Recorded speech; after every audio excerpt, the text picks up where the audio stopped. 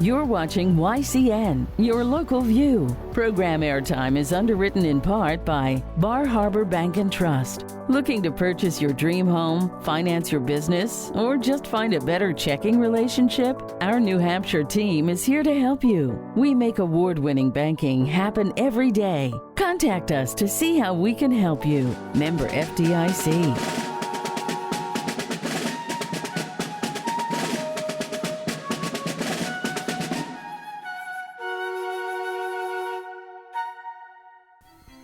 This program is supported by Main Street Bookends of Warner for books, toys, games, cards, gifts, and a gallery of local art. Main Street Bookends of Warner. Welcome to your candidate forum in Warner. I have to commend you all for coming out. You're being good citizens because this is what you should do. Get educated about the people running so you make wise decisions. And I commend you as candidates because that's also what we should do, is serve our town. The League of Women Voters is nonpartisan, so you don't have to worry about any of that. What I'll do is start with the rules, and there aren't many, but we will enforce them. The format of the forum is first, each person will introduce themselves, give an opening statement. We hope that includes why they're running and what you get from them. Then we'll do questions. Hopefully all the questions come from people in person in the audience. We'll take them two ways. One, you can raise your hand, stand up and ask it. Two, there is a basket at the table, and there's pencils and paper, and you can put questions in the basket, and they'll bring those up to me periodically. The whole point of this is for you to ask what you would like to know from these people, because once you elect your officials, they should represent you and have a sense of what you want, but they are on their own. So this is the best way for them to learn what the town wants and for the town to learn what they stand for. So we will start with the opening statements. We'll go this way. What I'll do every time we do a round of something is start with the next person first. Okay, so introductions. I'm not going to have you timed in this, but roughly 3 minutes. Once we get to the questions, we'll do actual timing. Hello, everybody. I'm Derek Narducci. I'm running for Selectman. I have to start off by saying I'm the absolute worst public speaker that you're ever going to hear, so bear with me. I decided to run for several reasons. The most important one was I went to the spaghetti breakfast at the church. My wife and I, and we had talked to some really nice people there.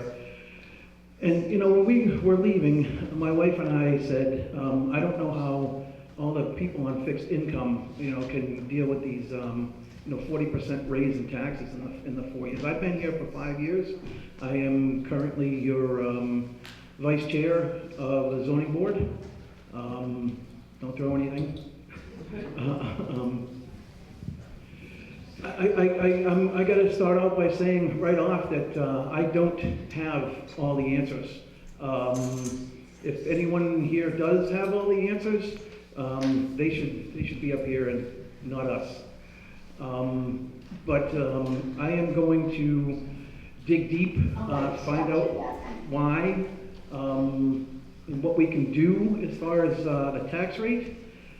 I want to meet with all the town heads and find out exactly, what's going on, why we aren't back down to pre-COVID spending.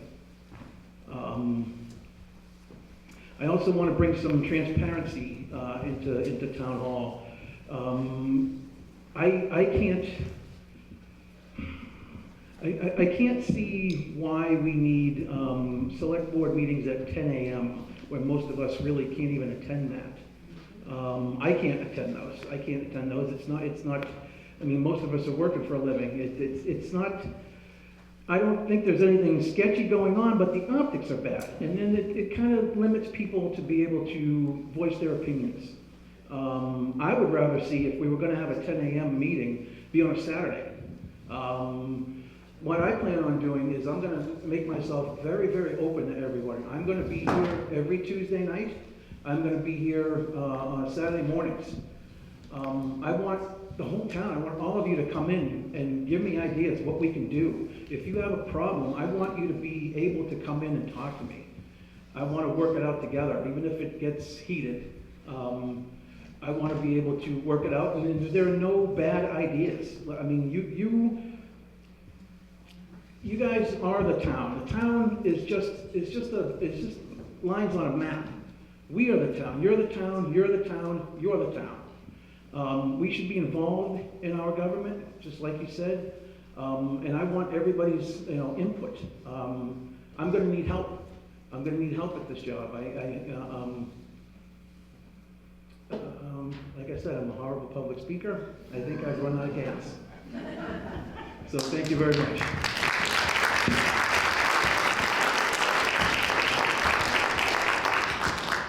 Thank you. My name is Alfred Hansen. I was raised in this town. And right now it's sending chills through my body that I'm even here, or why I'm here. But I do know why I'm here. I had the opportunity to see the highway come through. I said I had the opportunity to see the school change. Speak into the mic, please. Hello? See, I told you. And I also, which I think are the three major things that happened in this town, I guess that affected the character of this town.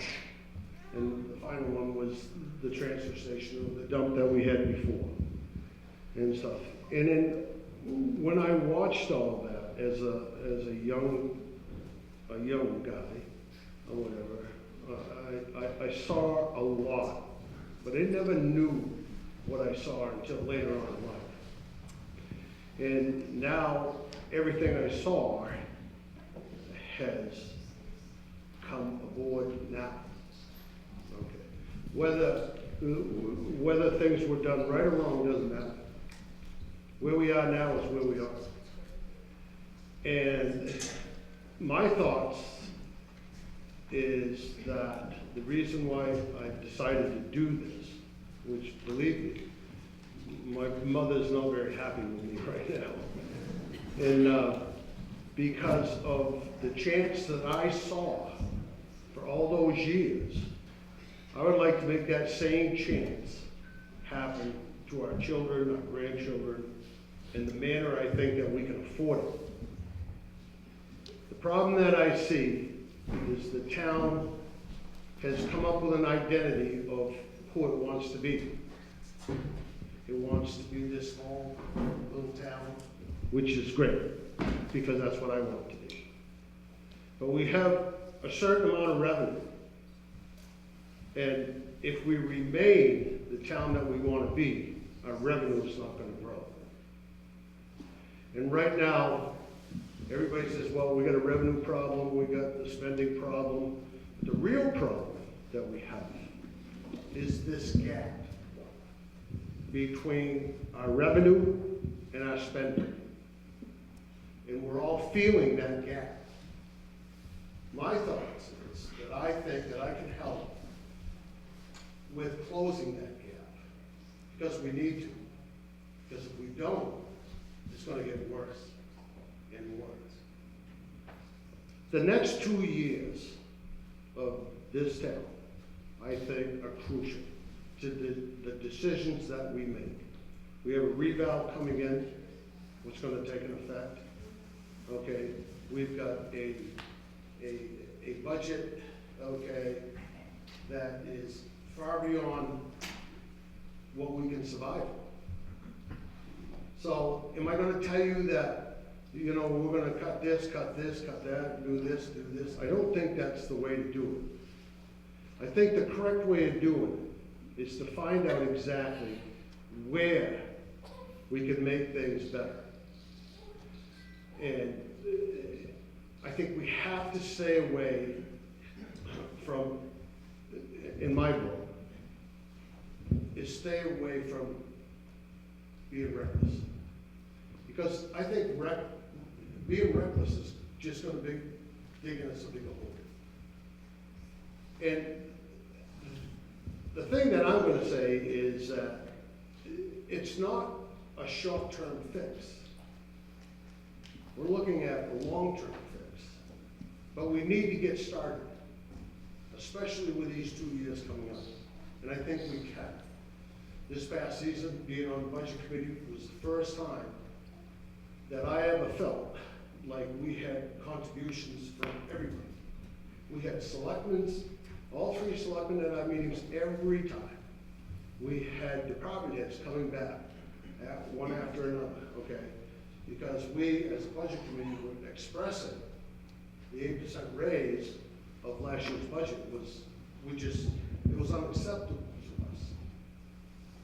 And we, in that period of 5 or 6 months, or whatever, we took 8% of operating budget. Now I'm talking operating budget only, from 8% increase down below 1.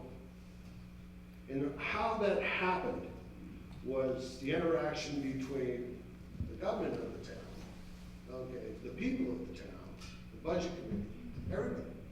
I've been on the budget committee for 13 years. The participation this year was probably the greatest I've ever seen. So I felt really, really good. And that brought on the idea of, if I want to go farther than this, which I do, because this town has been so good to me, because I've worked here in this town, had 2 businesses, and never left town to go to work. How good is that? And so I think that I've got the capabilities, okay, to make things better. I've got the time now, because I'm a little older, and when I commit myself to something, I work hard at it, and that's what I do. Thank you.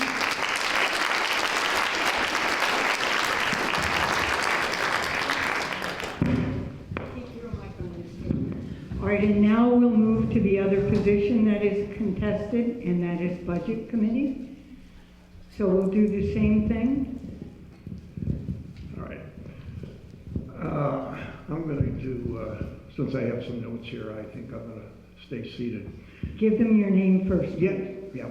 My name is Jim Sherman, and I welcome this opportunity to be here. I look around the room and I see a lot of you that I've gotten to know over the last few years. I've lived in Warner 15 years. I attend a lot of the meetings, but I've become active in a number of committees. I've been on the planning committee for a short time. That is quite a committee. It's very complicated. I've been on the budget committee for 1 year.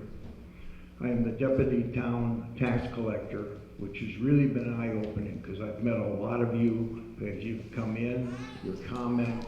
I've heard a lot about the taxes, and I'm also, I think as Alfred said, we need to raise revenues.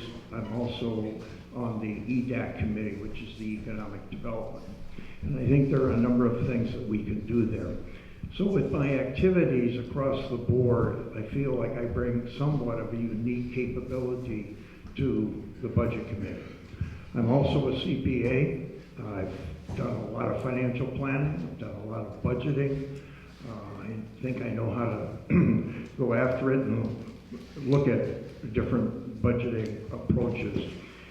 We had brought up the idea of really getting into a deep dive into certain departments in the town, and I think that we really could look at that again, look at the labor costs in certain areas. One of the areas we had down was police, but since we're short policemen, I don't think there's any savings there. But looking at how we resolve the issues with the transfer station, the cost, and getting my arms around that, I think would be a real benefit to the Budget Committee. DPW, what a winter they've had, and I'm sure their budget is very strained right now. But I think we really need to look at that because we have equipment costs coming up, equipment that needs to be replaced, and how are we going to do it, and how are we going to budget for it? I know we don't want to go for loans, but we may have to, but it's something I think that needs to be analyzed. And looking at the fire department. As we age in the community, the fire department has responsibilities to attend, and so do the police with the ambulance, which we contract out of Hopkinton. The usage has increased substantially. The fire calls have increased significantly over the last several years. And I think we need to look at all of these items and figure out how we can provide quality service and hopefully somewhat more of a reasonable cost. Budget Committee needs people who have my financial background, CPA. There's only one other person that has the same background that I do, and I think I can add a lot to the Budget Committee with this background. I've talked to a lot of people in town. I've talked to all the department heads. I have a pretty good sense of where a lot of people would like to see the town go, and I would welcome more input.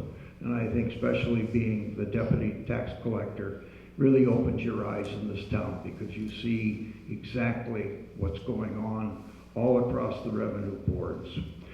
So with that, I will close, and I would appreciate having your vote, and I think I can bring a lot to the Budget Committee again going forward.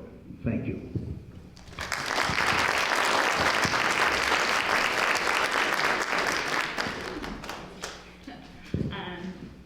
My name is Kelly Lombardi, and I am campaigning for your support as a new member of the Warner Budget Committee. First, I would like to thank the League of Women Voters of Kearsarge Sunapee area for bringing us together for this forum.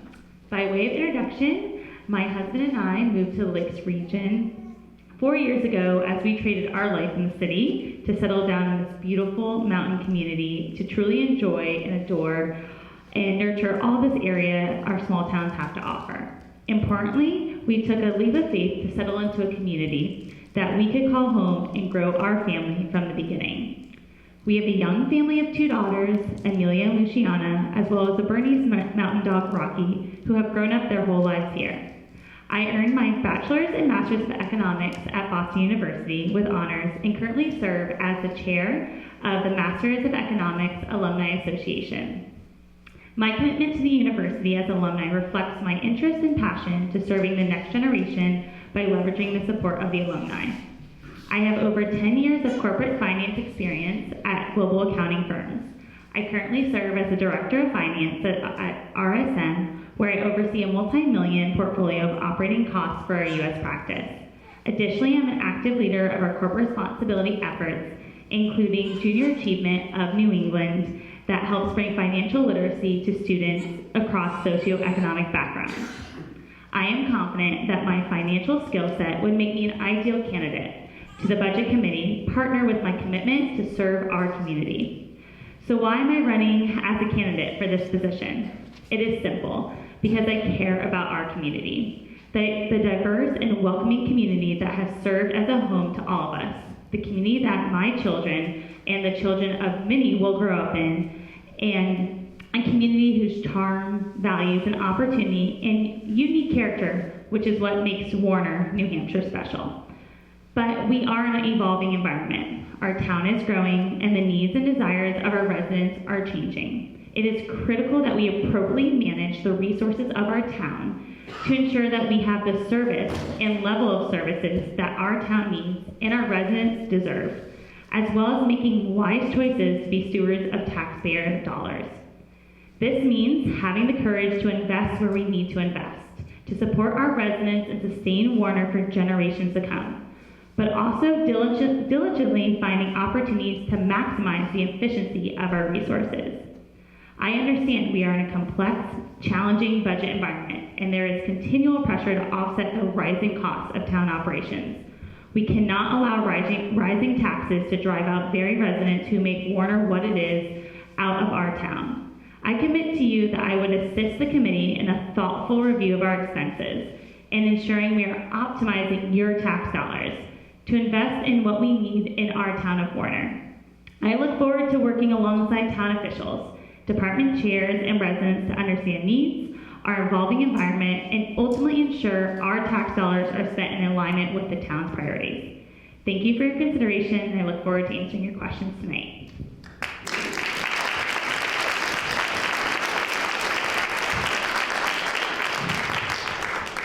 Good evening, folks.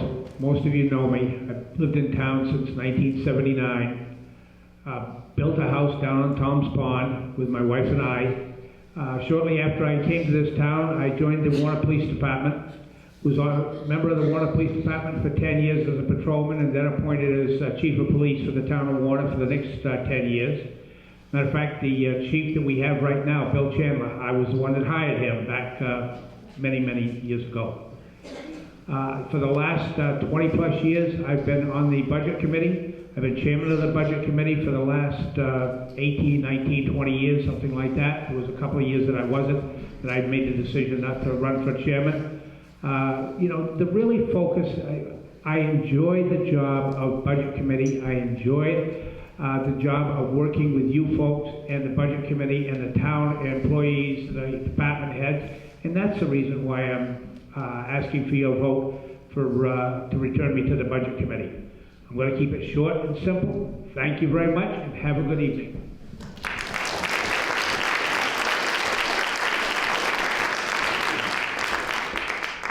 Thank you.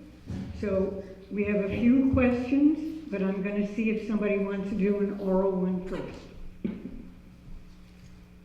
Oh. Okay. I'll do one of these. Do you believe that responding by yelling with more yelling is the best way to move Warner forward? Well, to answer the question right off the bat, I'd have to say no. And I have heard, you know, in the past, you know, there's been personality clashes, and I understand that. And but I think if you are on any committee, it's all right to clash at what we're working at, but not at each other. Okay, because the only way we're going to make things better is for us to clash about what we're trying to decide on. That's where that should go. The personalities, things. I mean, I don't have a great personality. All right, but I'm not gonna. No, that's not my way. Okay, and do I want to put out fires? No. We shouldn't have fires to begin with, and stuff. And that's when stuff elevates and we get off track. We have no time to get off track right now. We really don't. What we're up against for the next 2 or 3 years is substantial, and we don't have no time. We need to be watching the cards now. You have 30 seconds left. 30 seconds? Yes. I think you understand what I'm saying.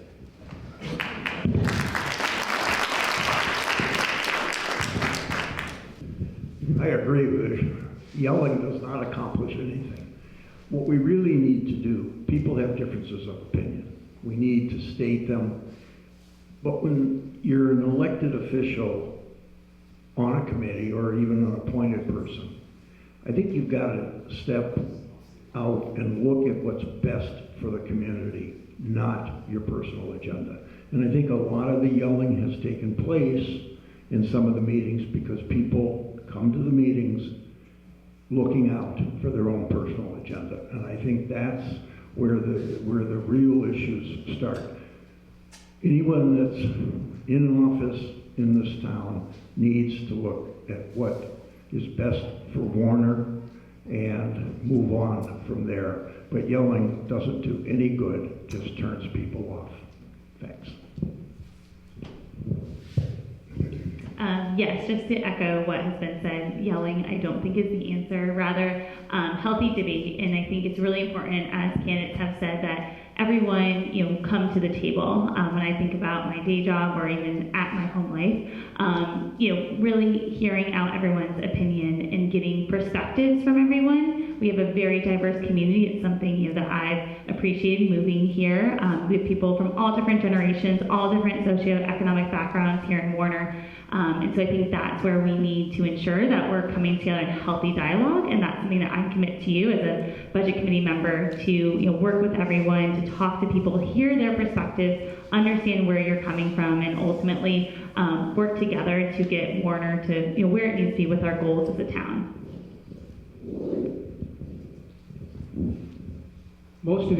Some of you have sat in on budget committee meetings that I've been running. You know I run a very democratic budget committee. We allow everybody to speak, but speak respectfully. It's really simple. This is not difficult. In some cases I've allowed people to talk probably a little bit longer than was appropriate, but everybody has an opinion, and everybody's opinion should be listened to, but all in a respectful and congenial way.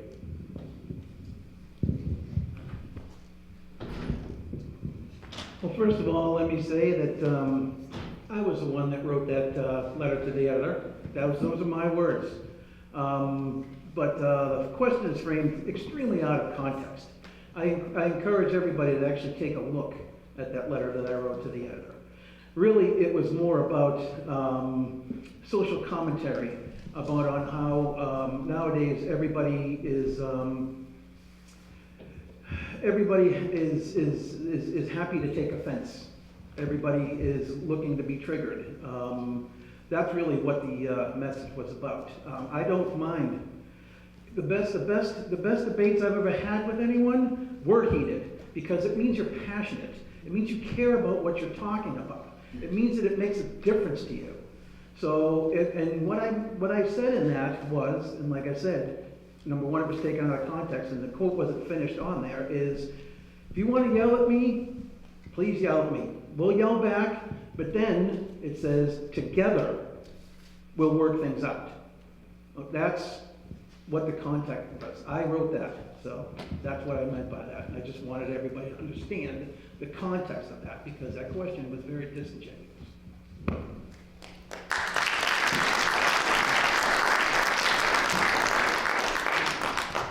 There is talk of significant tax increases due to the property revaluations. What can be done to reduce our property taxes? Boy, there's a loaded question. Well, first of all, I think the expectation is that through the reval, property values throughout the town are going to go up significantly. But that should mean that the tax rate is also going down, because the fixed dollars to operate the town are the same. They're slightly increased based on what the budget committee did this year. But just because the reval is going to increase substantially, probably the values, I'm kind of looking forward to it, because I think there's been a lot of inequities in how the town properties or our properties have been evaluated. I know mine was horribly wrong, and others I think have been too. So I think there's going to be more of a balance that comes out of this one, and we're probably going to see some people have increases and probably some people are going to have decreases, because I think we're going to have a level playing field. folks that did the appraisals, I think, did a good job. They were very thorough, and I think that's how we'll have a basis now to work from, so that we can really look at what the tax rates are and what we can do, hopefully, to decrease them.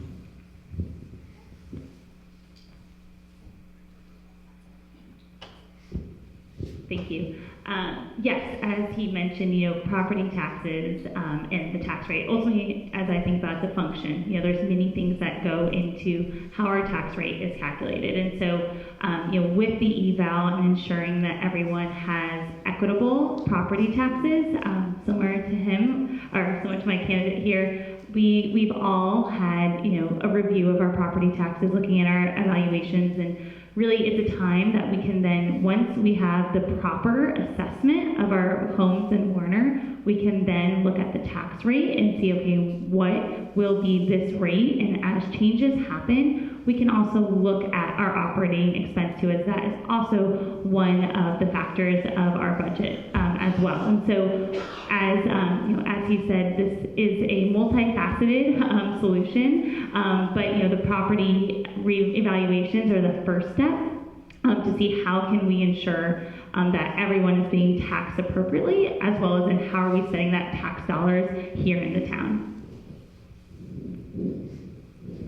The revaluation will merely readjust everybody's property values, so hopefully they become equitable across the board for everybody.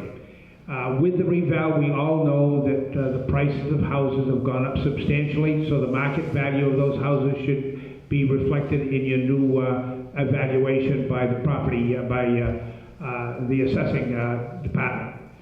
And it'll all come down to the fact of, what is the amount of dollars that you're paying in taxes each year.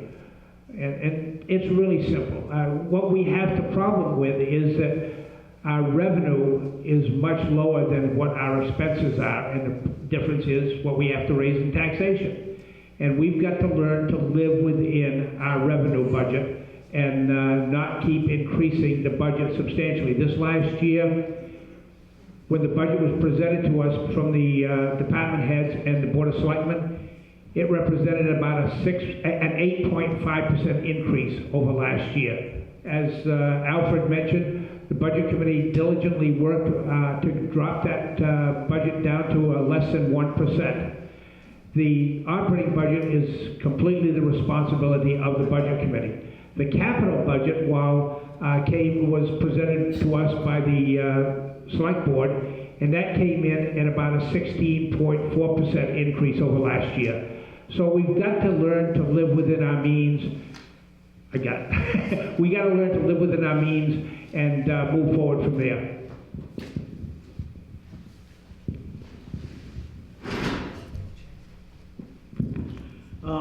As far as the reeval goes, being a taxpayer here, I'm scared. I understand. I think all three members of the Budget Committee had a great, a level of playing field.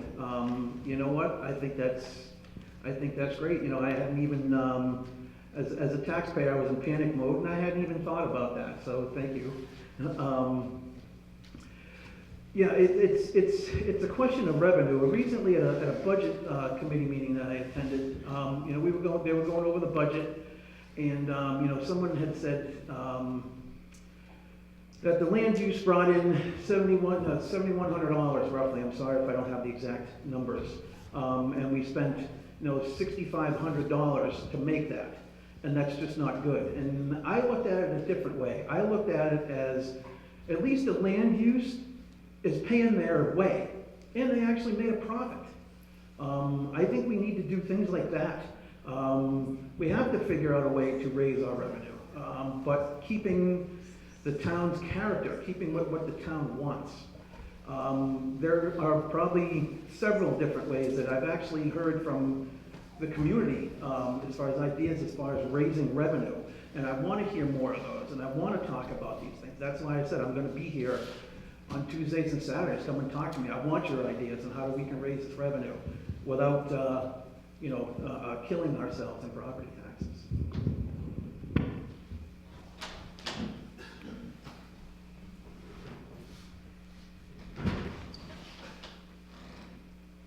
During the budget, did you shut this off? Yeah, I did.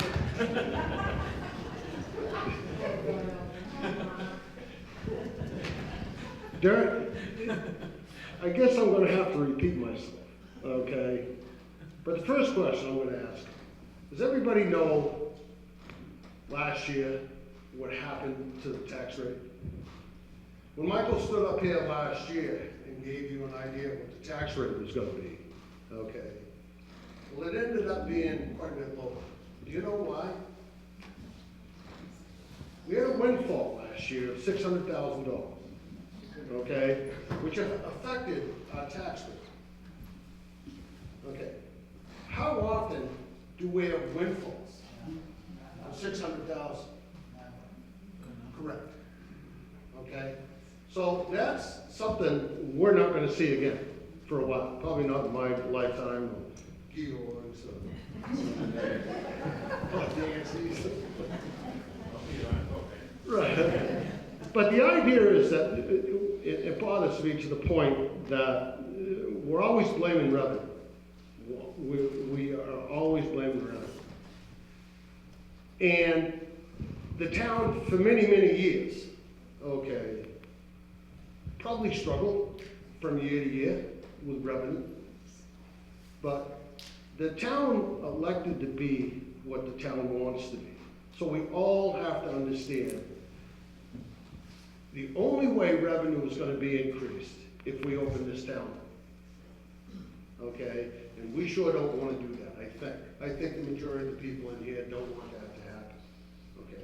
So a revenue is going to be a steady number that goes along. Okay? The only way, again, we go to this gap. So instead of worrying about revenue, we have to worry about spending. That's all there is to it.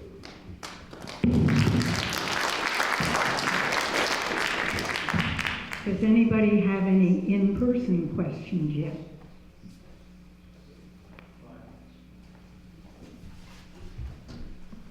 Bill Hanson, 120 Willoughby Colby Lane. I was on the budget committee this year as well, and as Alfred said, we put a lot of work in to find savings where we could. We took from departments, we took from operations. I continually bring up the fact that I love our town employees to death, but they're getting 100% paid benefits through the town, while the rest of us are paying health insurance. And I said, that's great when times are great. I need to get you to the question. Would you consider changing that policy when you took office? Okay. We're over there.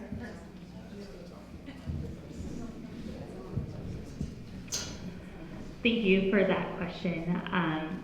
As I think to respond to this, as I've said, this would be my first time serving on budget committee, so I don't want to come to you saying I know the answer right here and now. I would applaud anyone here if we had that answer. But thinking about, I have a very similar question that happen in my day job, where I manage an operating cost there, and employee benefits is something that we have taken a thoughtful review on due to the rising costs and, varying economic conditions. And so how I would respond to this today is I would welcome a conversation with, the decision makers in this to understand what are some viable options that we can explore to ensure that not only we are serving our town employees who are dedicated to our town, but also looking at what is practical for our town, and we have to optimize our budget. As it has been said, there's going to be good years and bad years when it comes to economic conditions, and being able to bring those ideas to the table, I applaud you for bringing this up, because it is hard anytime we talk about budget cuts, salary cuts and benefit cuts, but there are ways that we can look at it in a thoughtful approach. And I think what I can assure you is that I would look at this in a thoughtful manner before anything would be changed or recommended. The decision to have the employees with a 100% health insurance, 100% dental, and 100% short-term and long-term disability paid by the town was a decision made a couple of years ago by a past Board of Selectmen and by a past town administrator. And I will tell you, at the time, I voiced my opinion that it is not sustainable. And it is not sustainable. You know, right now, the town administrator is putting together a group of individuals, departments, to look at the health insurance position in this town. In the past, we've always waited until we get the quote from the insurance company, which is in October or November, and we don't have time to, because they only give you a matter of a few days to make a decision whether you're going to stay with them or not. We're starting on April 1st this year with the an analysis of the health insurance, and some ideas have already come forth from that group, and I'm sure it's going to continue to come forth with some better ideas, because we cannot sustain 100% paid health insurance. The whole idea of it was, and it was sold to us as, well, you're going to keep your employees. If you have 100% paid, more employees will stay on with you. Well, look around and see what we've done with employees. We've still lost employees, so it didn't solve the problem.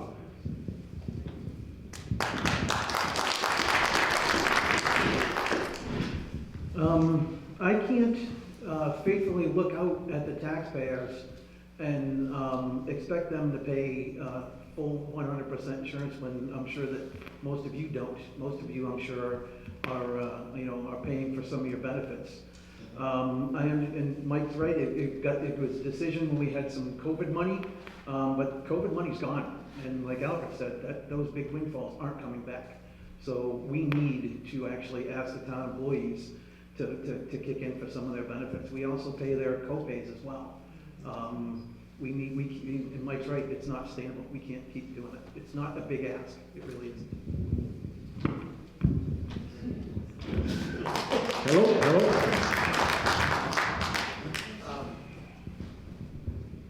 My views on this are,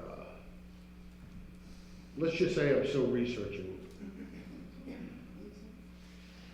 What I've seen happen in the past, probably after COVID and stuff like that, the labor force has really shrunk and stuff. And to the point where,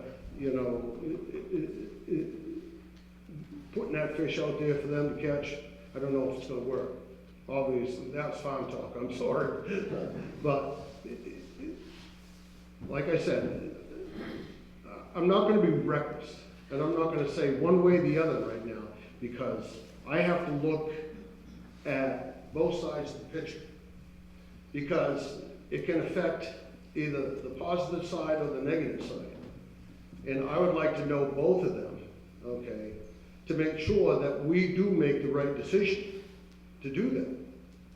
Whether we ask our employees to go back on a percentage or we leave them where we are.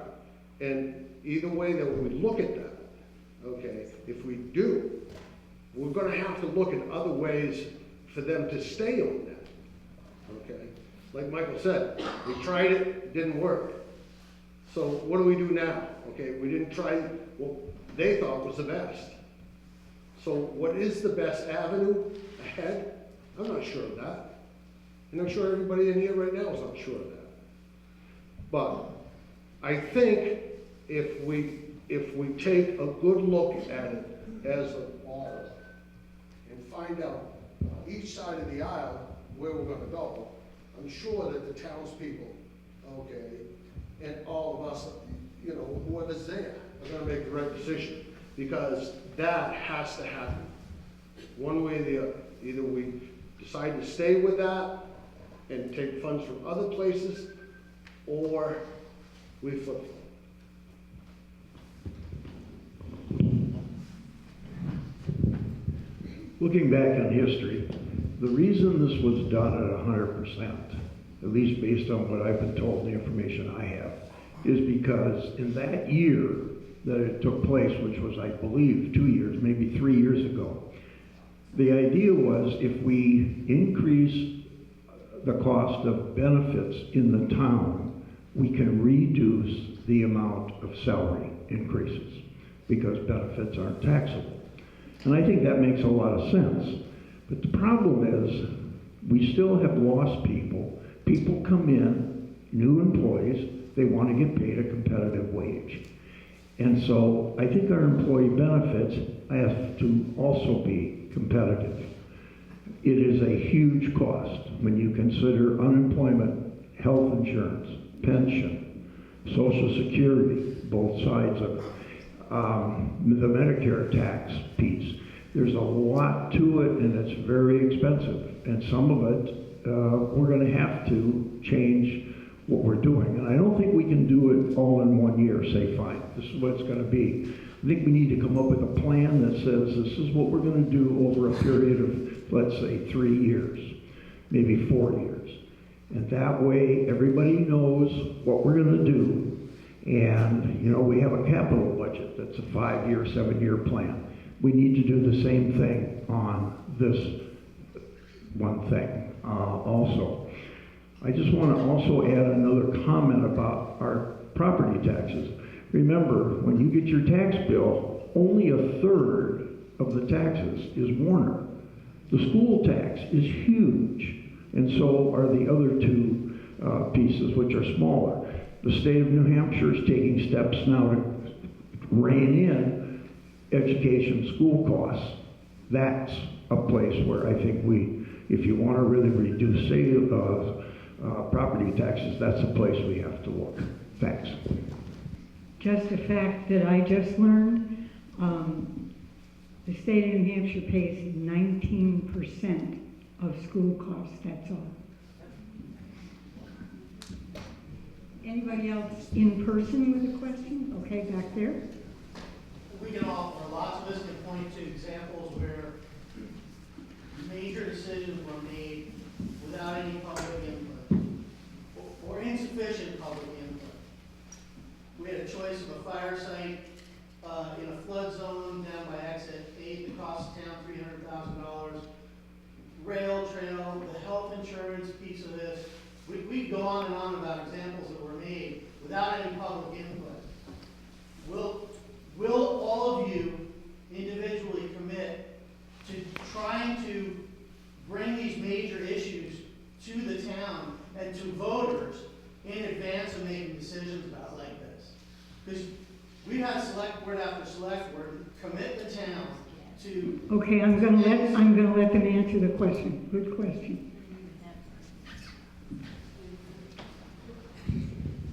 We run a very open budget committee. There's no closed sessions, executive sessions. Everything is brought out in public. All questions are asked. All questions are answered during the budget committee meetings. I publish an agenda ahead of time. I'm very diligent about making sure that we follow that agenda. And we answer all questions. I also leave it open at the end of the budget committee if there's any other business to come before us. But we do know, and I think you sat through how many budget committee meetings, Mr. Gaffney? Many. And I run it very open and let anybody speak that wants to at an appropriate time. As a taxpayer in this town, as a member of the community, I am all for transparency. Like I said, I don't want any more select board meetings at 10 o'clock. We've had numerous closed door select board meetings with closed minutes. And those minutes are supposed to be reviewed. Thank you, Mr. Levitt. And then actually re-released, and let people know what's going on in the town. Like I said, I'm going to be open to everybody. I'm going to be here Tuesdays, Saturdays, and I want all these meetings to be open. I want everybody to know what's going on because I want everybody to participate in this town. If this is your money. This is your money. It's my money. And if we don't care about where the money goes, the town certainly isn't going to care about where the money goes. So that's my feeling on transparency.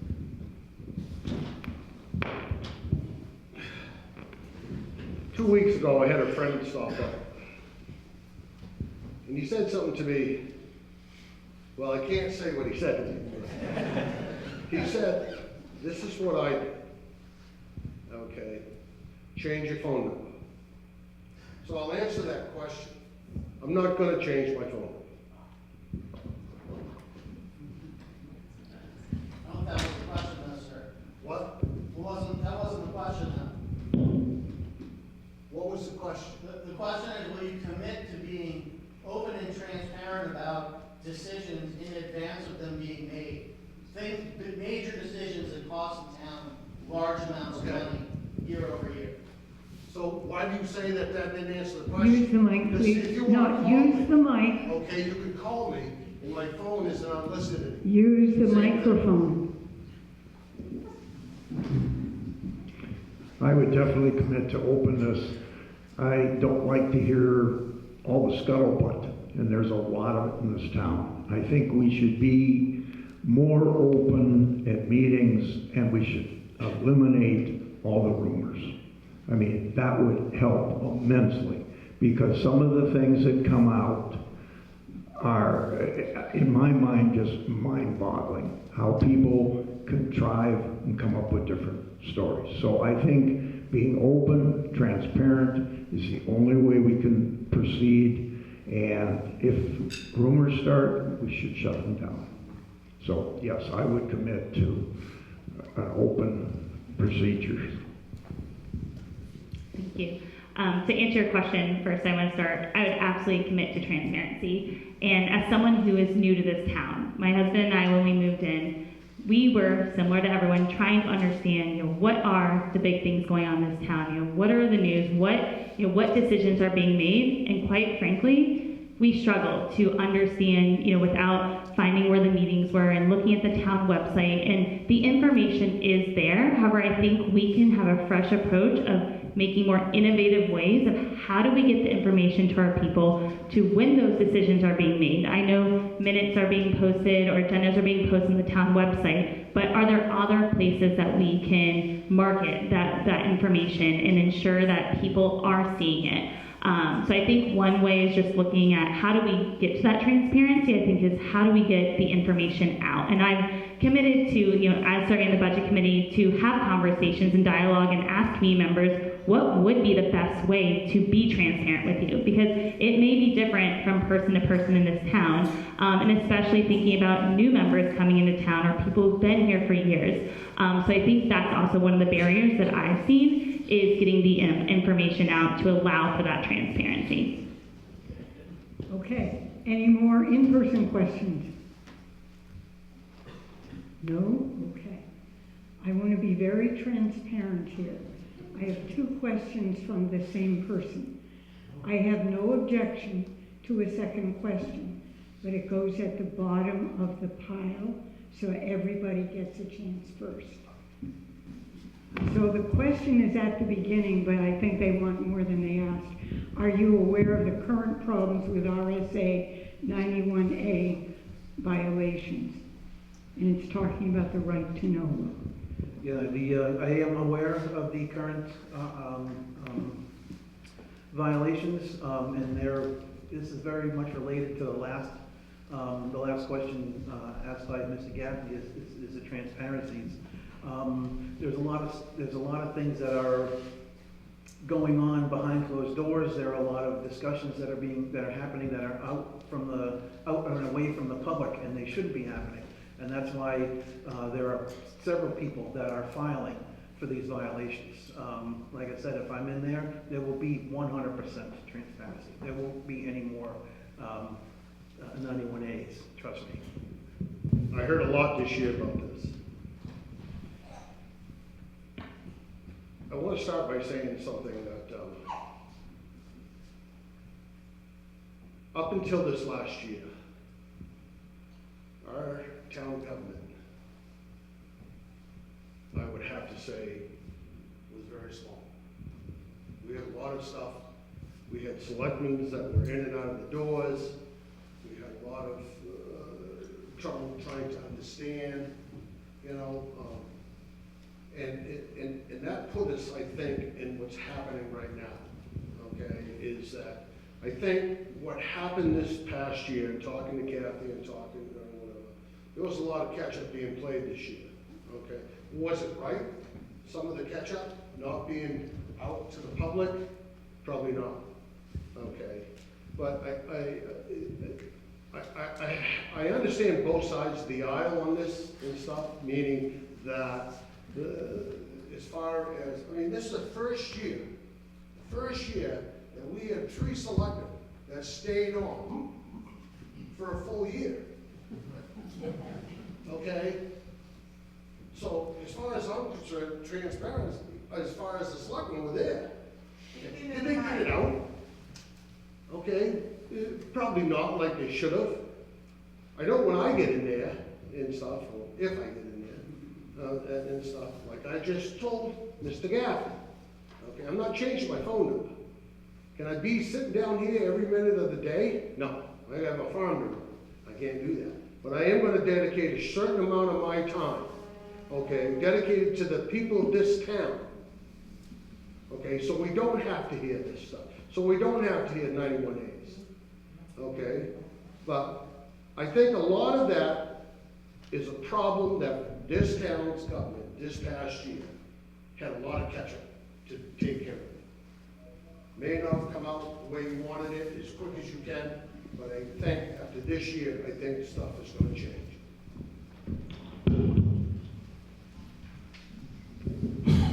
I'm going to agree with Alfred.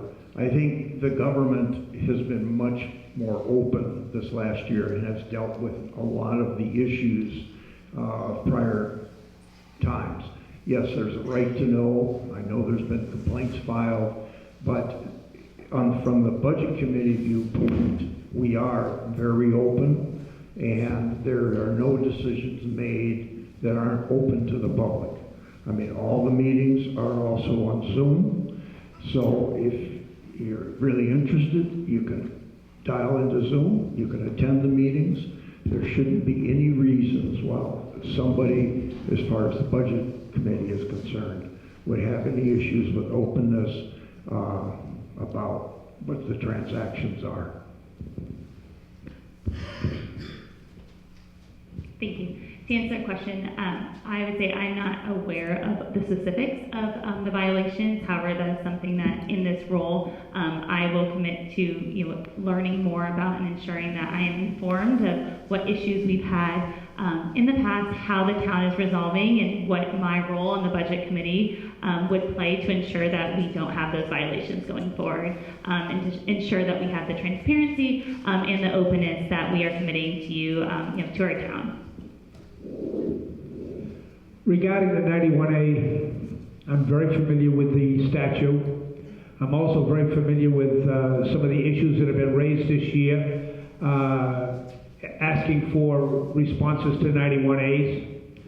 To the point where this year in the Budget Committee, we have budgeted $5,000 for 91A legal expenses, because frequently when a 91A is brought before us and asking for certain information, we have to first collect that, which in some cases takes a considerable amount of time. And then we frequently have to send it to our lawyer to determine what we can release and what we can't release, which costs a substantial amount of money, which is why we've budgeted $5,000 this year just for 91A issues. It is an expense. Frequently, the 91As, I think, with a quicker response time from the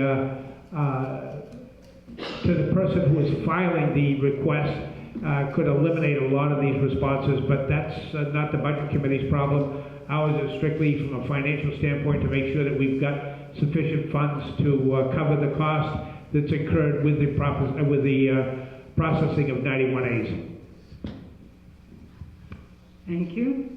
Next question. Do you have the time required to be a member of the Budget Committee or Select Board? Is that your turn? Yes.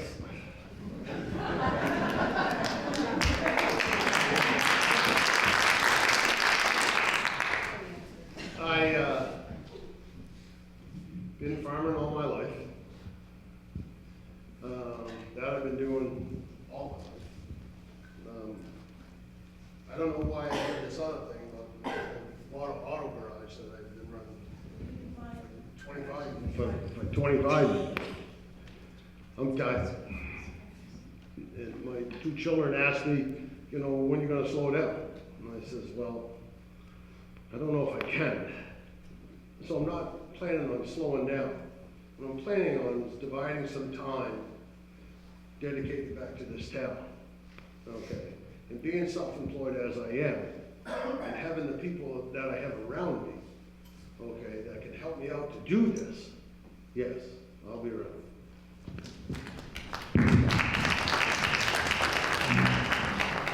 I retired about 5 years ago, and I have plenty of time to be able to be active.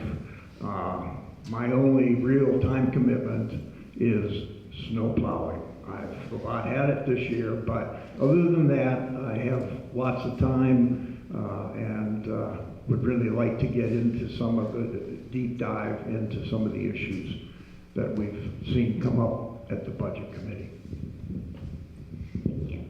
I wish I had all the time, but managing with 2 under 2, I would say balancing work and family life, but that is something that I'm committing to have the time needed for the Budget Committee. I think it's really important for this town to have a diverse representation on the committees, and I can commit to, you know, as a full-time working mom that, you know, I balance my home life, my work life, my community, and one of the aspects of community here is to serve on the Budget Committee. So I commit that I will ensure that I'm attending all the meetings, the prep time, putting the time in for you, but also being transparent that I am a working mom and like many of us, you know, working in this community, and that we all have different things to juggle. And so I will be available, but, you know, bedtime right now, this isn't quite the easiest as always, but, you know, I will commit the time needed for the Budget Committee. Do I have the time? No. Do I make the time? Yes. Really simple. I'm not like Mr. Sherman. I'm not retired. I literally am on the road 5 and 6 days a week, but everybody in town, I think, knows my number, and if you don't, you can get it. Ask me. Even today, I was down on the Cape, and Alfred called me while I was driving back. I'm available 24 hours a day, 7 days a week. If the people, and I don't care whether it's a Budget Committee member or whether it's a resident in town, you can always get a hold of me 7 days a week. 24 hours a day, because I don't usually get to bed until close to midnight at night, and I'm usually up by 4 o'clock in the morning. So if you give me at least 4 hours of sleep, that's all I ask.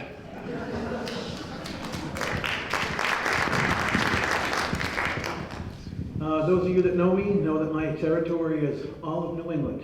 I'm gone on the road for hours and hours at a time, so I have plenty of time to make phone calls, and my company's paying the bill.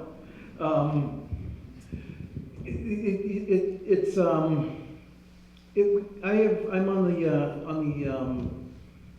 on the vice chair of the zoning board, and is the boss here? Here's the boss. Hi, boss. You can ask her. No matter where I've ever been, have I ever missed a meeting? Ever? No, I have not. And Mike Smith actually challenged me not too long ago to start attending more of the meetings, and I've been going to the Budget Committee meetings. I've been going to planning meetings. You can ask the boss of that meeting as well. I am committed. You can actually ask Harry that I was actually in New York. I was at Lake Placid, and I drove all the way back here, and I wasn't even 5 minutes for that meeting, was I? I am committed to this town. I live here, and I view it as a second full-time job.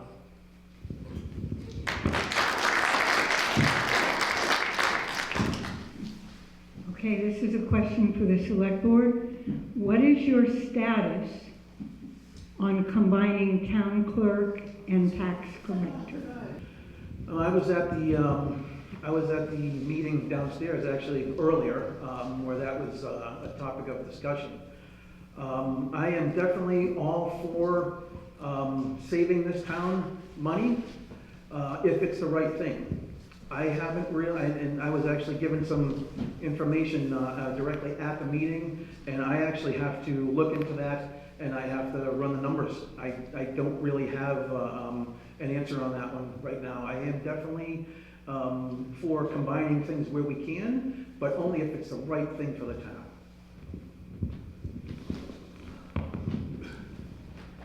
I think, Michelle, isn't that on the ballot? Okay. And it reads if it voted for it, it has to happen, correct? All right. So, yes, am I in favor of saving money somewhere? Yes. Okay, am I ready to make a decision on that? No, I'm not. I need time to process. But a lot of that question, okay, comes to you people. Because it's your vote that's gonna say, okay, whether you approve of that, the combination of the two, or not approve. Okay, so the language has to be read, okay, on how that question is being asked to you on the ballot. Okay, and I'm not going to you three because it wasn't asked you. Why did you decide to run for select board? What kind of experience do you have? I'm going to expand that question and let them answer it too. So let's start with you two and then go.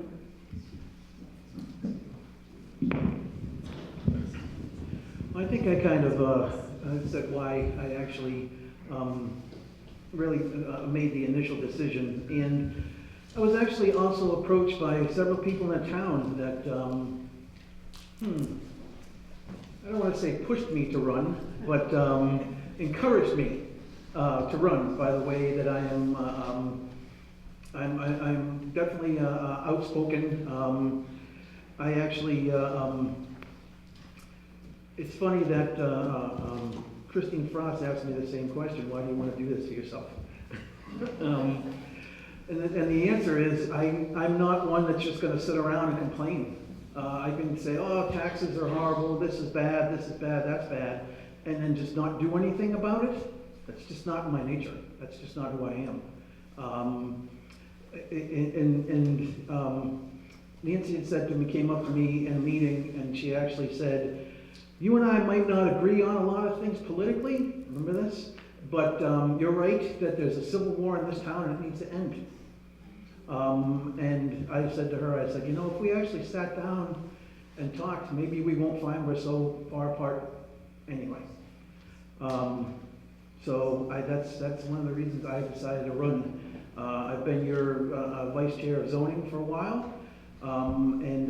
Like I said, I'm running for purely selfish reasons because I'm a member of this town as well, and the decisions are going to affect me as well.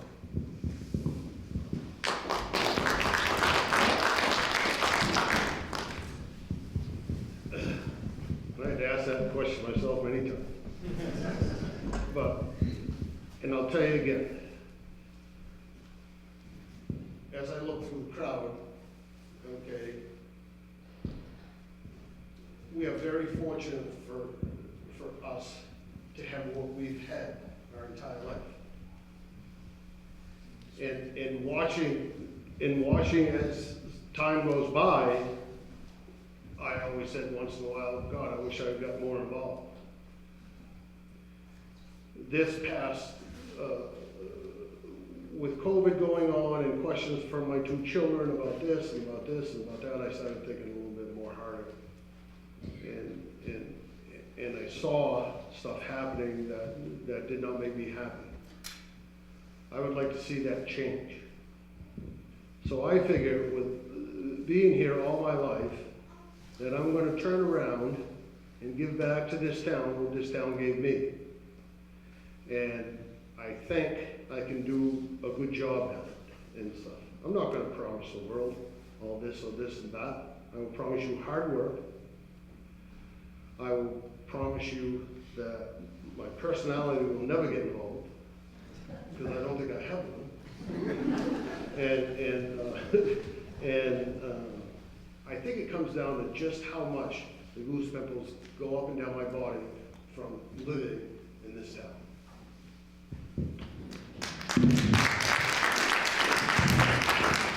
And just the select board were asked, but let's get 3 short answers from you. It's a good question. I originally wanted to be on the budget committee, partially because of my background, financial, and I know loans and all that type of thing. But the other side of it is, I'm one of the highest taxpayers in this town, and I wanted to understand why and how we created our tax rates and what goes into it.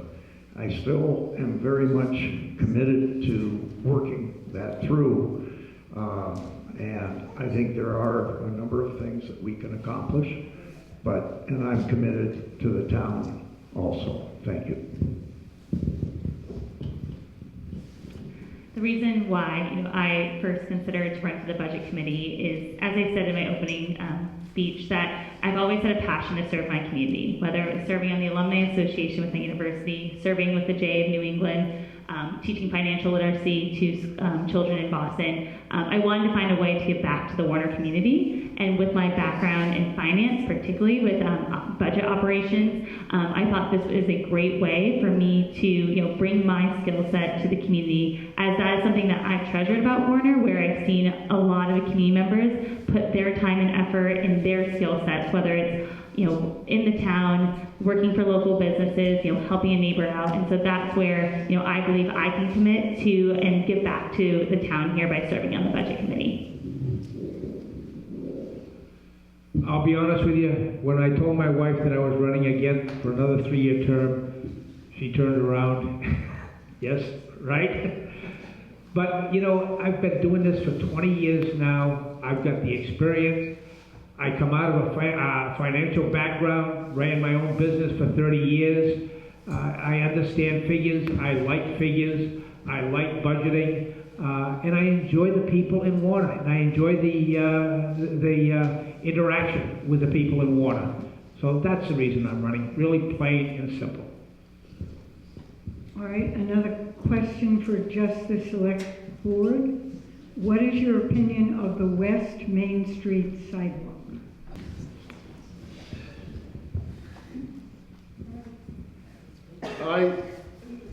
I'll be right honest with you. I was against the proposal for them, and I'll tell you the reason why. The reason why I was against it, I thought it could have been handled differently. I thought there was more than an avenue, more avenues than were given us. Okay. I go back to a meeting that we had about that and stuff when we were on the budget committee, and there was a question asked to somebody that was in attendance or whatever, and the question was, "What do you think about these sidewalks?" And he says, "Well, sidewalks to me mean curbing." Well, when I heard that, I had to question myself. So I did some research. I went around and stuff and looked at what other towns have done and stuff. And it's not so much of us just going up in there and building a sidewalk. It's us going up there and building a sidewalk we can afford. Okay, and what will make everybody happy. We don't have to build $1 million curb sidewalk all the way up there. We can do what the city of Concord did with Main Street. Okay, it was four lanes, 2 one way and 2 the other. They just took one out, and it became their sidewalk. Okay, and it became their bike path.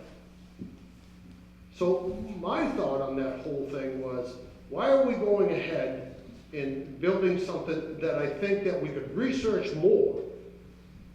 Okay, but maybe just widening the road and putting leveling strips on there. Okay, and then happening that way. But then again, okay, and this one thing I've always said about this, there's a certain amount of stuff that happens in this town that we're always being told. Everybody's telling us what we gotta do, everybody's doing this. So I don't know if DOT told us that we had to have that type of sidewalk. And that's the problem that we have in this town, is we spend too much time letting people tell us, instead of us just getting together and doing it.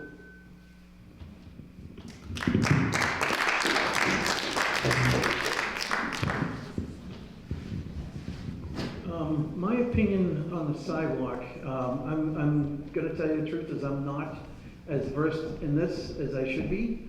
I mean, obviously we need something safe, but I think that that's something that we should probably put before the town. And the people with the largest say are obviously the people that decide what's going to run through their property. My feeling on this is something that really should go through the town. This should not be made by 3 people. This should be voted on, especially as expensive as it is. Thank you. It was asked just to the select board. So the next question is, how can Warner encourage economic growth to bring in tax revenue without taking too much away from the nature of the town? I think that's the role of the EDAC committee, and I think we need to explore a number of options. We don't need to change the town. We need to look where we have opportunities to expand. You know, people throw out exit 7. There's a lot of land down there in that area. That's a place we could develop. But I think we need to look at the entire town. Where is land and what is actually needed? Now, we've updated the plan for the town. There are some needs that have been expanded. And I think over the next year, maybe 2 years, we really need to get into that and figure it out. One of the things is we limit ourselves because of some of our rules.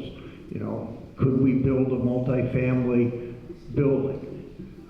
Not huge, but could we build a building with 5, 6, 7 units? Right now, by our planning rules, we can't. So we have to make some exceptions.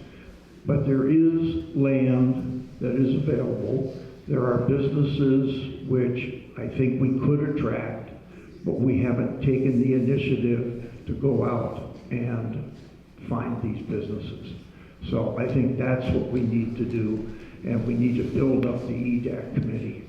So that's something that if anybody wanted to be on the EDAC committee and has contacts, it'd be a good place to start. When I think about this question, I think about 2 things that come to mind is change and opportunity. You know, with bringing in revenue and new sources, there would be change to this town, and change can be hard. And so I think, you know, as a member of the budget committee, as well as just a fellow citizen and partnering with the EDAP committee, is think about what change can be brought to Warner. What opportunity do we have to bring revenue in? It could shake up what this town looks like, but we have to evolve as a town with the times in order for us to depend on where we want to go with, you know, rising operating costs, with, you know, looking at we want our tax rate to go down so that Warner can be an affordable place to raise families. You know, it's a great town to be in. We have a great school district, but with this, we have to think of what are different ways that this town can evolve and attract businesses and use the land appropriately so that we can continue to grow as a town. I think the town has already made a decision of what they want to do. Now we just need to implement it. And the decision was made that commerce should be developed in the exit 9 area and in the exit 7 area. Those are the 2 areas where commercial development should be focused. And from a budget committee standpoint, it all revolves around revenue. And you and I both know that revenue from a commercial is very substantial to the town in many cases. And they don't require, in a lot of cases, they don't require a lot of services. So we just need the EDAC committee and other budget committee, the select board, et cetera, to all focus on developing the exit 9 area and the exit 7 area and let the center of town maintain its rural character.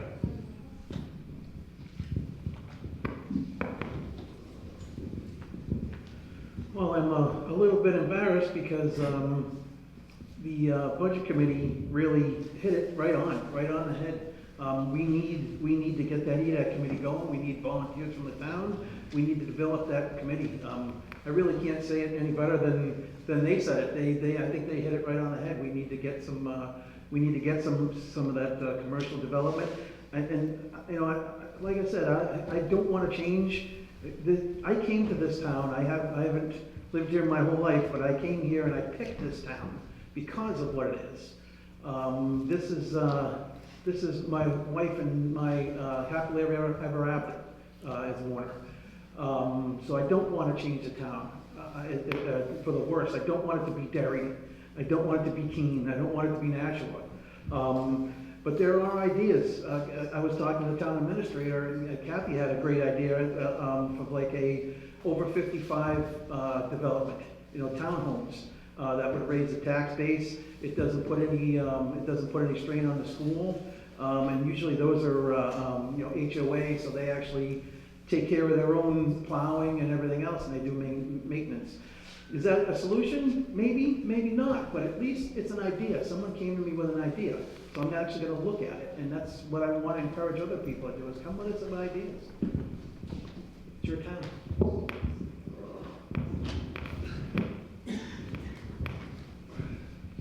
He's right, solutions, okay? But we're a body of people, and the solution has to not just come from the Selectmen's office, the Budget Committee, this committee, that committee, or this committee.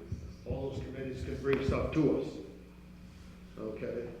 But ultimately, the town has got to make that choice. And living here, as long as I have, some of those choices have come in front of this town, okay? Some made it and some didn't, okay? So ultimately, what's happening is the town is established, okay, of what it wants to be, okay? So we can look at ideas of economic development. I remember when Michael and I first talked about it years ago when we were in the budget and stuff. It has to happen, okay? But the question is, okay, yes, all that work can be done, okay, but ultimately, as a body in town, okay, again, I say, it's up to us. And right now, what I see is us wanting to be who we are and what this town is, okay? And right now, we're not getting help from anybody else. The only help that we have is the help that we establish. And that's what is established, is that we have to come up with a way, okay, with what we got now, okay, to put us back on a track, okay, where we can feel more comfortable than we are right now, okay? All right, everybody says, everybody's gonna help there. No. Okay, it comes too late. We all as a group have to work together, okay, to make this happen now. We gotta start now, somewhere. And I think by starting is what happened with the transparency that we had during the budget process. Thank you. I'm going to skip one question because they've all answered it. Does your job take you from the town for long periods of time? They're looking for, are you going to be here for the meetings? And I think you've heard that from everybody. So this is a quick question. Would you consider saying no to more funding for the rail trail until the town votes to accept or reject the development? And that starts with you. 3.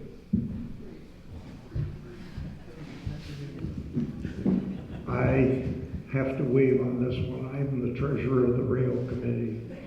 So I have some very definite opinions. But let me throw out, a lot of the rail trail is not on town land. But anyhow, I'm conflicted on this one. I would have to do a little bit more research to understand, I'd say, the full scope before committing to that answer. So my answer is that I will look more into this and, before having a position on it. Would you repeat the question again for me, please? I will. Would you consider saying no to accepting more funding for the rail trail until the town votes to accept or reject the development? The acceptance of monies for the rail trail was presented to the town, and we're doing the accounting for it. My issue has been, who's paying for this expense of tracking this? Are we getting reimbursed? Are we going to be able to get reimbursed? Maybe you can answer that, Clyde, because you're in the budget, in the finance. Are we going to get reimbursed for the expense time that you're involved in that? For election, sorry. Because these are the questions that I've asked a couple of times, and I haven't been able to get a straight answer out of, whether we're going to be able to. So if we're not going to get reimbursed, then I have a problem with it. If we are going to get reimbursed for our time involved in managing the financial aspect of it, then, it's something we ought to be looking at.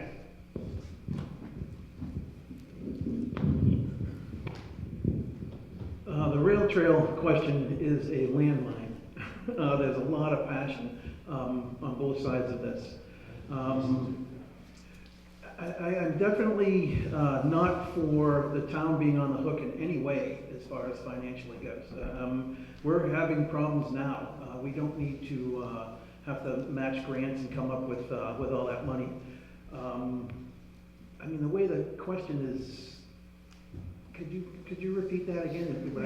We have to take them the way they are. Yes. Okay. Would you consider saying no to accepting more funding for the rail trail until the town votes to accept or reject the development? I guess the simple answer would be I would consider either way. If the question is would I consider saying no, it depends on the parameters. I'd consider saying no, and I'd also consider saying yes. And that's not really worded where I could give a solid answer on that. Okay.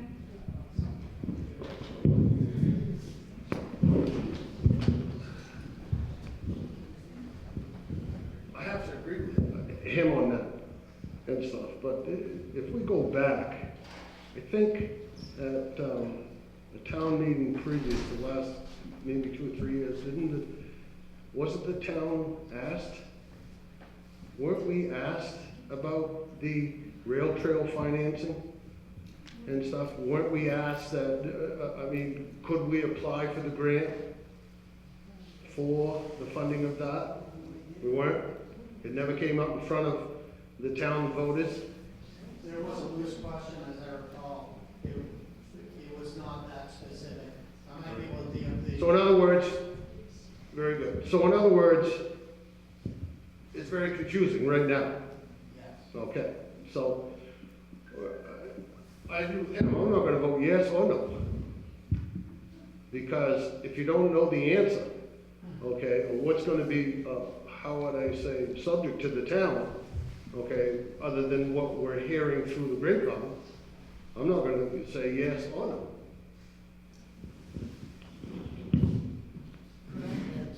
Yep, go ahead. I don't know how many of you are aware of what the rail trail is doing. It starts in Concord, and it's going up, supposedly up to Lake Sunapee, Newport. Every town, Bradford, even now Newport, Hopkinton, Concord, are all supporting it. Pentucket also supported it. There is no cost to the town. Any cost to the town, the rails would reimburse. But getting the grants, that's all being done by the rail trail. We've even written the grants now. They may be filed by the town, but we've written the grants. Implementation, we monitor it from the trail viewpoint every month. We have signatures required on all documents from both sides, the town and the trails. But this 30-some miles of trail, Warner, to say, is the only town that really, there is a group of people that's against it. Everyone else is for it. And a lot of the land that's being used is not even, it's not city land. So anyhow, you can do, you know, your opinions are that it's very good for economic development. And if you really see what some of the reports are and comments, a lot of people like it. Some people don't. So. Okay, I have one more question. It's short, and it's to the select board candidates. Do you wish to return meetings to Tuesdays at 6 or 7 p.m., which is more accessible to the public? And there's a second part, but I'll get the first part first. Yes.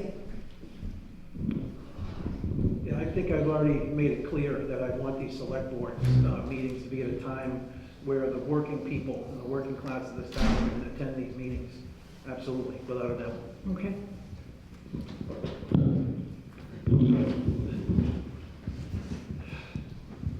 Yeah, I'm available anytime.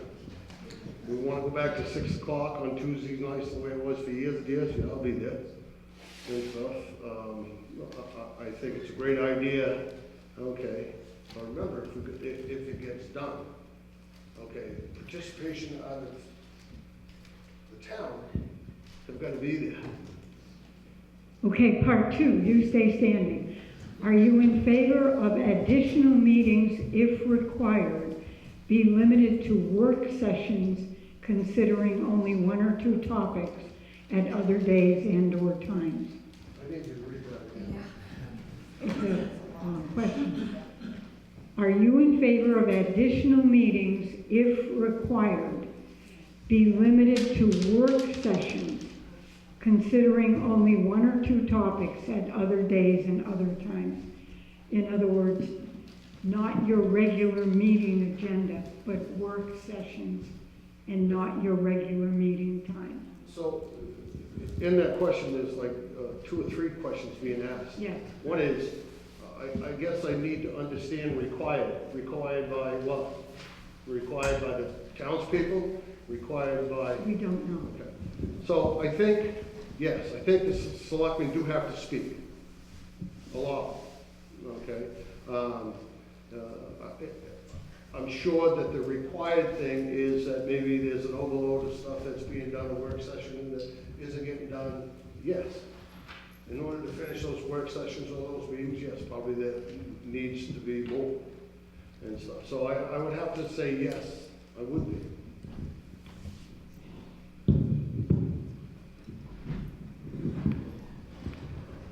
Yeah, I'm all for it. If the select board has to meet, you know, every day, I'm here for it. I'm here to work for the town. I'm here at your pleasure. If it means I got to be here more, and we have to do more, I think it's a great idea to have the work sessions because then we can break down individual topics as well. Instead of trying to discuss 7 or 8 things at once, we can actually, you know, focus in on 1 or 2 things at a time. And I don't have a problem being here at all. Thank you. We're out of questions. You're glad because it's getting late. I want to thank the League of Women Voters people who helped you get in and took your questions, who's a timer down here. I want to thank you because you're good citizens. You're here. And I'd like you to give a round of applause to our team.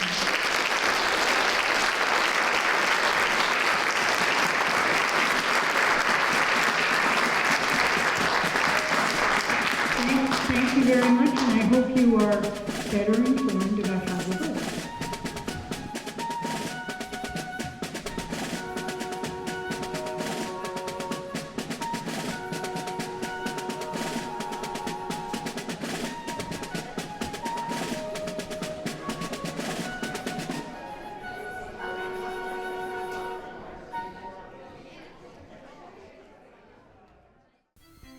This program is supported by Main Street Bookends of Warner for books, toys, games, cards, gifts, and a gallery of local art. Main Street Bookends of Warner. Welcome back to Warner. Tim Blagden and my daughter Catherine Blagden here to talk a little bit about the Concord-Lake Sunapee Rail Trail.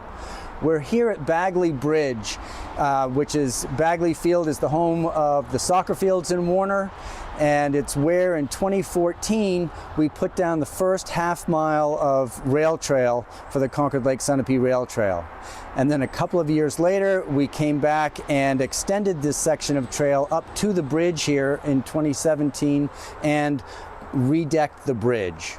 And today we're pleased to say that we're doing another project to go from this bridge a half mile up to exit 8 on Interstate 89.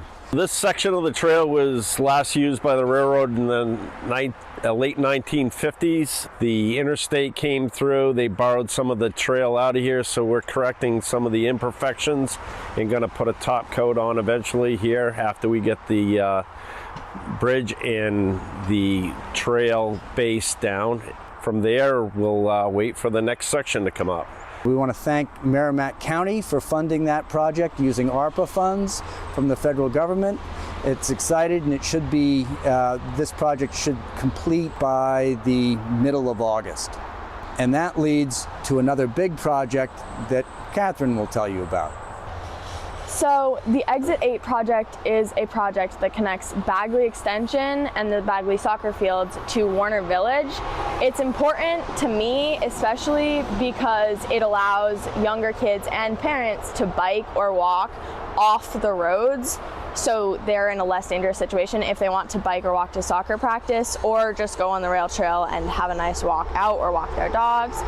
It is funded by a CMAQ grant. A CMAQ grant is a congestion mitigation and air quality grant. This is a federal program administered by New Hampshire Department of Transportation, and we're incredibly fortunate that we were able to work with the town of Warner on the application, and that we had strong support from Senator Dan Innes, who's our state senator, and he worked magnificently with the governor and council and the front office at the New Hampshire Department of Transportation to get us the matching funds for this grant. So altogether it's $2.9 million, $2.3 million in federal funds, and then the match coming from the state. So that project will start in November of this year. You won't see progress on the ground, but it's a very heavy process type project. So it'll probably be a couple of years worth of engineering study, preliminary design, final design, and then it will get built 3 or 4 years from now. But it's a critically important connection on this whole 34-mile effort to build the Concord-Lake Sunapee Rail Trail. So today we're right here at Bagley Bridge, where the Warner River crosses underneath the bridge, and this Bagley Bridge 2 Exit 8 project is shown here in blue. And then Catherine and I just described the project, the Exit 8 project, which goes through the interstate median for over a mile, and it's really pretty in there, even though you're in an interstate median. And now we're going to come up and talk about the Exit 9 project, getting from one side of the interstate, from the Barbara Annis roundabout next to Market Basket and Evans Express Mart and all the stores that are on the east side, over to the end of Waterloo Street, which is a quiet side road next to 103. And so this project is underway now. It's in the engineering study phase, and it will involve building a bridge over Stevens Brook, and then trail underneath the interstate as the interstate crosses the Warner River by Exit 9, and then a little bit of trail up to the end of Waterloo Street. We expect that project to be put out to bid in the second half of 2026. So between now and 2026, it's all engineering, planning, and design. And then it will be put out to bid in 2026 and hopefully built very soon thereafter. So this section in Concord that's shown in blue was started with an RTP grant, Recreational Trails Program grant, and then we got some additional funding, built a little bit more. But the section we're working on now, this last 1.25 miles, is funded primarily by NHCDFA, that's the Community Development Finance Authority tax credits. So if you own a business that owes the state of New Hampshire a tax bill, please consider purchasing tax credits through us or through New Hampshire Community Development Finance Authority, because that's how this project here is being funded, in addition to some private donations. So those tax credits work wonderfully for you. As a business owner, it's your opportunity to tell the state of New Hampshire exactly where you want your tax dollars spent. That's pretty amazing. And they're heavily leveraged, so it costs you less than $1 as a business owner to give us $1 to work with. So it works out very well. You get to have more impact on your community as a business owner, and they're tremendously helpful to us. We're here at Bagley Bridge, which is Bagley Field is the home of the soccer fields in Warner, and it's where in 2014 we put down the first half-mile of rail trail for the Concord-Lake Sunapee Rail Trail. And then a couple of years later, we came back and extended this section of trail up to the bridge here in 2017 and redecked the bridge. And today we're pleased to say that we're doing another project to go from this bridge a half-mile up to exit 8 on Interstate 89. So the Concord-Lake Sunapee Rail Trail is a vision to turn this green and red line where the old Concord and Claremont train used to be into a rail trail. It's one of 3 rail trails in the area. The Merrimack River Greenway Trail, which is shown in yellow here, is their mission is to come from the Boscawen-Concord town line down north-south through Concord to reach down into Hooksett, Allenstown, and Pembroke. And then from Boscawen going north is the Northern Rail Trail, and that is complete. That's over 60 miles worth of completed stone dust rail trail ready for your enjoyment today. Our job is a little tougher because this line was abandoned fully, and it's owned by over 100 different people. So we're working with landowners who are giving us access to land, and then once we have all the access we need between 2 public streets or 2 public access points, we build the project. So of the 34 miles that we're trying to go, we've already secured access to over half the distance. But in terms of built projects, I'll walk you up quickly and show you what's happening on the ground.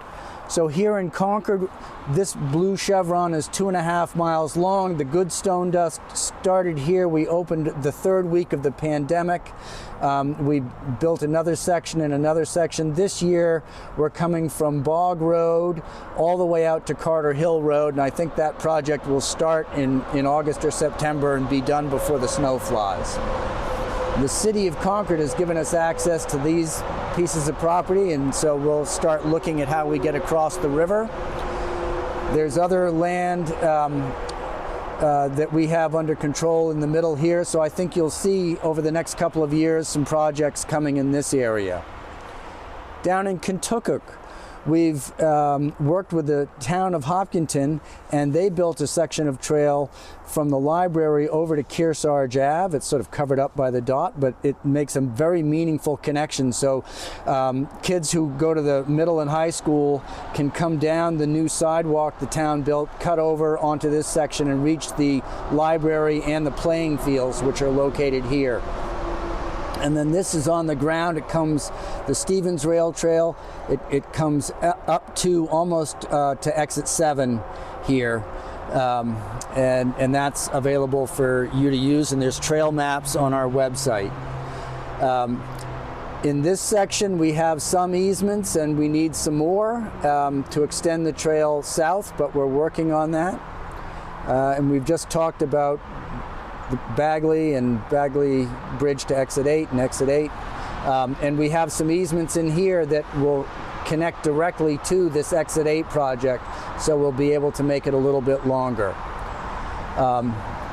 There's a lot of work going on in this section. I don't want to get into details yet. But I do want to talk about up here in Newbury that the town of Newbury gave us access to part of the railroad grade that they control, and so we've put in for a grant. If we get that, it should be awarded late this year and be available to construct between July and December of 2025. And by announcing that project, we've been able to work with 2 more landowners to get some other to access some additional land. So that we're very excited and hope that we're building in Newbury next year. So this section in Concord that's shown in blue was started with an RTP grant, Recreational Trails Program grant, and then we got some additional funding, built a little bit more. But the section we're working on now, this last 1.25 miles, is funded primarily by NHCDFA, that's the Community Development Finance Authority tax credits. So if you own a business that owes the state of New Hampshire a tax bill, please consider purchasing tax credits through us or through New Hampshire Community Development Finance Authority, because that's how this project here is being funded, in addition to some private donations. So those tax credits work wonderfully for you. As a business owner, it's your opportunity to tell the state of New Hampshire exactly where you want your tax dollars spent. That's pretty amazing. And they're heavily leveraged, so it costs you less than $1 as a business owner to give us $1 to work with. So it works out very well. You get to have more impact on your community as a business owner, and they're tremendously helpful to us. So if you're interested to learn more about the Concord-Lake Sunapee Rail Trail and how it's coming together, we have a website that is CLSRT.org. It's the abbreviation of Concord-Lake Sunapee Rail Trail. We also maintain a Facebook page. You just search for Concord-Lake Sunapee Rail Trail on Facebook, and please follow us, and you'll see that we post events. So if you want to come out with your loppers and help us maintain the trail or put down a little bit of stone dust, whatever it is that we're doing, we do announce those events on our Facebook page. So those are the 2 great ways to stay in touch with us.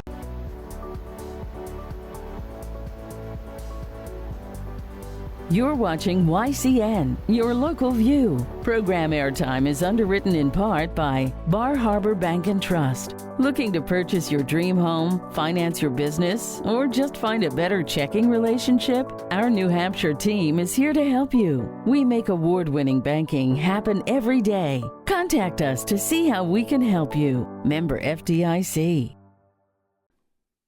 This is a very, very small police department, and our office is even smaller. We've been in the fire chief's office for 20 years, and thanks to the fire department for letting us use it, but it's time that we now have an actual building. In this case, we're proposing an attachment to the fire department so we can stay close to the fire department. We realize that if we're going to do this, it's going to be something that is going to be here for at least between 20 and 50 years, because in small towns, that's how long buildings usually last. And so we identified on the fire side that they would like to have a bigger meeting room, more parking space, and that the fire chief could get his office back. On our side, we are lacking almost everything. Inadequate space for evidence. We're tripping over each other as we switch people here in a few times. People who needed to be arrested showed up here while they were doing training, and all of a sudden several cruisers showed up. It's about time that we have a place where the people can come and present their issues in privacy and not be in the fire department's business. That's one thing they have identified is it's a good time to have a good conversation about what it is that the town would like going forward for the police department.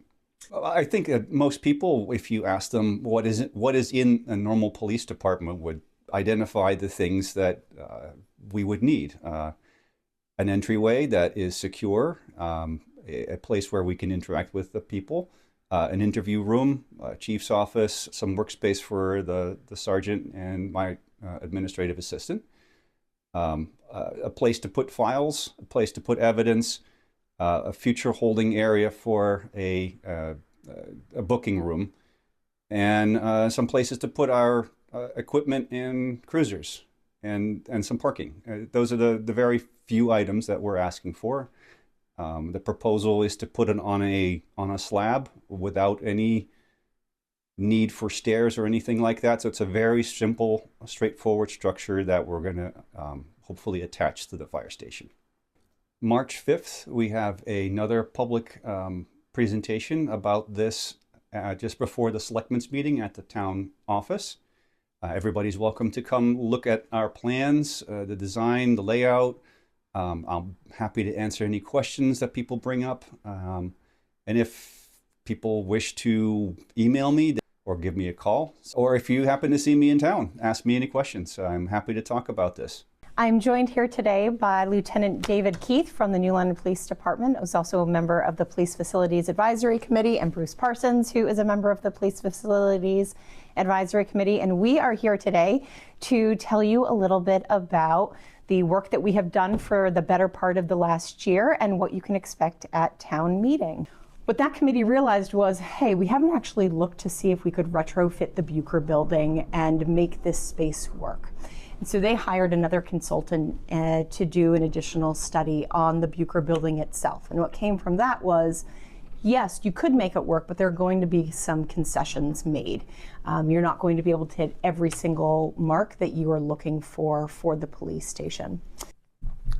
So some of the issues that we experience at our building at 25 Siemens Road is that we actually share a driveway with our neighbor, and that can create some logistical issues. I've experienced, my officers have experienced when trying to pull out onto Siemens Road based off the numerous line of sight issues, almost getting into accidents multiple times. So when somebody comes into our main lobby and, oh geez, they have a warrant for their arrest, we need to act on it. So then we would place that subject in handcuffs, walk them down the sidewalk on Siemens Road and around the building into our front parking lot, and then down towards our booking area. And it doesn't give that person the dignity that everyone deserves to walk them down Siemens Road in handcuffs. It's not appropriate. So currently another deficiency we have at our police department is parking. We don't have enough parking spaces. We don't have enough secured parking spaces for our personal vehicles, for our police cruisers. Also, when there's an event at Whipple Hall or close by on Main Street, our parking lot gets used. When there's inclement weather, the cruisers need to be running. So the cruiser or cruisers, however many are being used that day, sit outside and they are constantly running. Also, our Sally Port is used for storage. We currently have a sign trailer in there.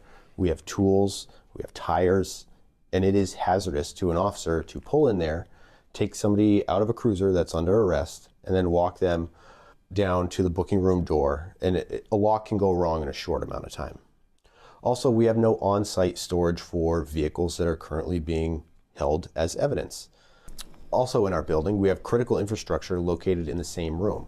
We have radios for our dispatch center and other very important electronics in the same room as our sprinkler riser. For the past 2 years, our sewer system has actually clogged a total of 11 documented times. When this happens, sewage actually seeps into our locker rooms and our downstairs bathrooms and usually floods the entire room. Our locker rooms can only accommodate one person at a time. The dispatch center recently had to be expanded to take over space from the rec department because, well, technology is advancing. Our dispatch center needs to advance with the times. So we were able to acquire a new software which requires more screens, more space. The lot size as it sits, we can't expand into the town green anymore because I've heard it before. Well, why don't you guys just go on to the town green? We can't. It's not allowed. That led us to the 2024 town meeting where there was a warrant article to purchase the residential house next door to the police station and combine the properties to make a larger police station. That warrant did not pass, and overwhelmingly our taxpayers and residents said, hey, we are in support of something, but come back to us with a plan, a real location that is viable, and cost. What is this going to cost our taxpayers? And we've spent really the better part of the last year working with Colliers Engineering Consultants and LaValle Brenzinger Engineers. And what they did was work with Chief Cobb to do a needs assessment of our current police department. I started and I agreed to come on this committee totally believing that Bucher could be renovated and it could be used for many years to come. It wasn't too much time into listening to the chief, listening to David, touring the building and being part of the whole process did I realize, no, the Bucher building is no longer really a good choice for a police department.